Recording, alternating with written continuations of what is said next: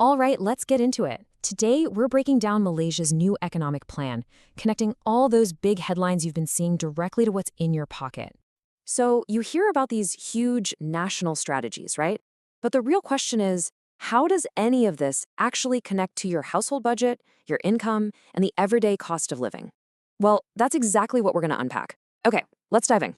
All right, first up, Malaysia's high-tech blueprint. Let's take a look at the grand vision, where the country's economy is being steered for the next decade. So, the big goal here is to transform Malaysia into a high-value, high-tech economy. The government has this huge plan to make it happen, called the New Industrial Master Plan 2030, or NIMP 2030 for short. The core idea is really to shift from being just a manufacturing hub to becoming more of a brain hub, focusing on those top-tier, high-tech industries. And if you want a sense of just how ambitious this really is, just look at this number. Wow. Experts think that one area, just one, artificial intelligence, could add a massive $115 billion to Malaysia's economy by 2030. That is a huge bet on the future of tech. And listen, this isn't just some dream on a piece of paper. It is already happening. We're seeing some of the biggest global players in tech take notice. They're pledging billions, literally billions of dollars in investments for everything from cloud computing and data centers to building the core infrastructure for this whole AI revolution. Okay, so that is the big, high-tech, multi-billion-dollar plan. But let's bring it back down to earth for a second. Let's talk about the reality in your wallet.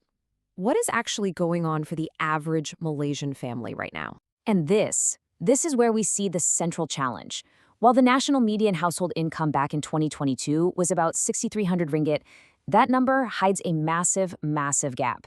I mean, in Kuala Lumpur, it's over 10,000, but then you look at a state like Kelantan and it's just over 3,600.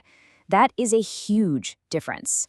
So that income gap really is the major hurdle to this goal of raising the floor for everybody. And it brings up a huge question, right? How do you build this amazing high-tech future, but at the same time make sure nobody gets left behind? How do you actually raise that floor so that everyone benefits, not just the people in high-income areas? Well, this brings us to the government's answer, its core strategy for bridging this exact gap.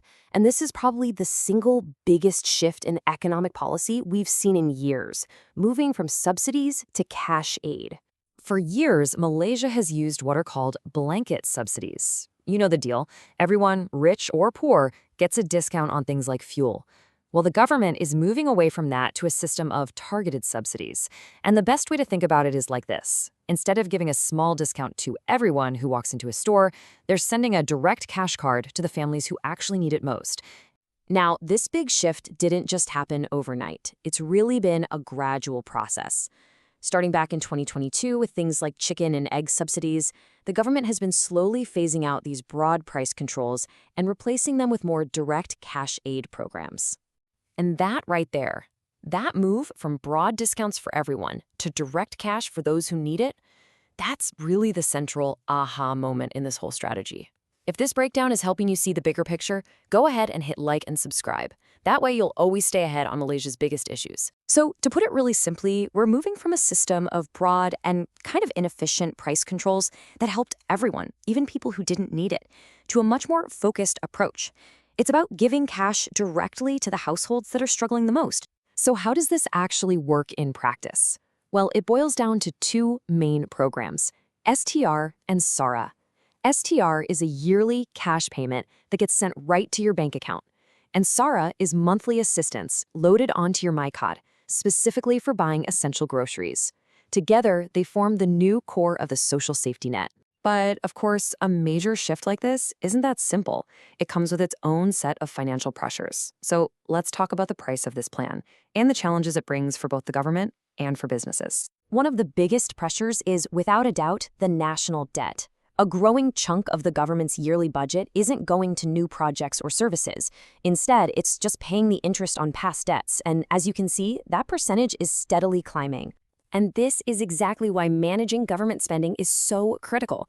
The national debt is already estimated at a staggering 1.26 trillion ringgit.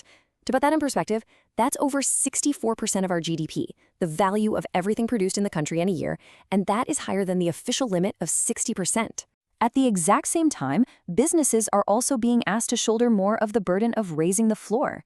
They're facing rising costs from policies like a higher minimum wage, new levies for foreign workers, and mandatory EPF contributions for their non-citizen employees. So you've got this incredible balancing act, right? Huge ambitions for a high-tech future on one side and some pretty tough financial realities and rising costs on the other. So what's the ultimate goal here? Well, the core idea is actually backed by global research, and this insight, which references the World Bank, really says it all. Direct cash assistance is simply a much more powerful and efficient tool for fighting inequality than broad subsidies are. Basically, you get more bang for your buck. So when you boil it all down, the final objective is to build a system that better protects the most vulnerable Malaysians, but does it in a way that doesn't bankrupt the country in the long run. It's about being both compassionate and financially smart. Understanding these huge policy shifts is key to navigating what's ahead for all of us. So, if you want to keep making sense of these big issues together, join thousands of other Malaysians who want clarity, not confusion. Tap like, hit subscribe, and let's keep making sense of this together. And that leaves us with one final, much bigger question. As automation keeps changing the job market and economic challenges grow all over the world, is this model of targeted cash aid the path forward for everyone? It's a huge debate that's really just getting started. Thanks for watching.